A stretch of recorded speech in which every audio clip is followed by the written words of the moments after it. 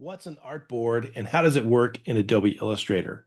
Artboards are really cool and they're different than pages that you might be used to in Photoshop or even InDesign. And so I want to show you what makes them special.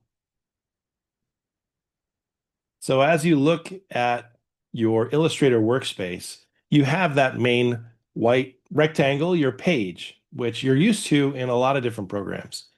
What's special about Illustrator is you also have an artboard and a workspace, which means that you can have objects that live on your page and off the page. So you have a box here that you've drawn that's sitting on that document. Well, you can also move it off the edge. And if you zoom out a little bit, you can see that this workspace is huge. There's a lot of room to, to muddy up the place. In fact, my Illustrator files get really loaded up with extra stuff because usually when I'm working on something, I have segments of things that I need to copy and paste and reuse.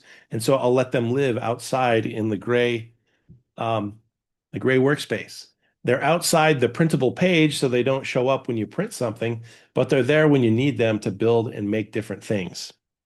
Now let's get into the artboard itself. This tool over on the toolbar is the Artboard tool. And this is where you go to manipulate the size of your pages. So if you're looking for a resize page or resize document like you might be used to in InDesign or Photoshop, that's not the same thing. Or at least it's not named the same thing. So if I click on the Artboard tool, what I have on my document, you can zoom out a little bit, you'll see, is this artboard, and it's labeled Artboard number 1. And it has these control lines where you can actually resize that artboard. What you want to do is pay attention to your properties dialog box. That's going to tell you the actual size and dimension of your artboard. Over here it says 8.5 inches wide, 11.11 inches high. Well, that was just me manipulating the size a little bit by dragging the edges.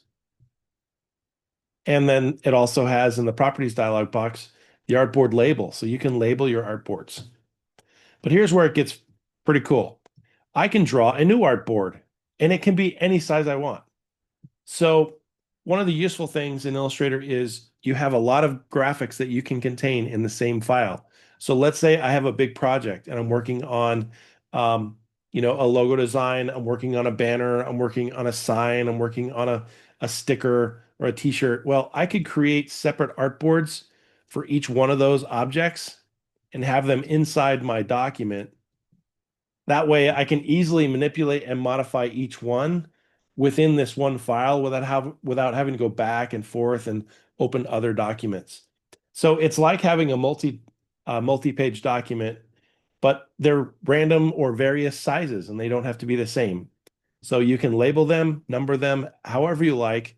And again, you have so much workspace, you can fill in a lot of different things using that artboard. So when you're done manipulating your artboards and moving them around and giving yourself space, you can go back to any tool, start drawing. And it's very subtle, but whichever artboard you're working on is going to have a thin black outline. That's the one that you're currently working on. But it really doesn't matter. As long as you can slide around and move to each artboard, you can work on each one independently. So I find artboards really useful when I'm working on complex projects and I need to have everything stored in one place. It's really good and useful for that purpose. So hopefully that helps you navigate your Illustrator workspace and check back for more. If you also need some other tips and tricks, look in the description because I have a tool guide for Illustrator, a free tool guide you can download, or a link to some of my classes. All right, see you later.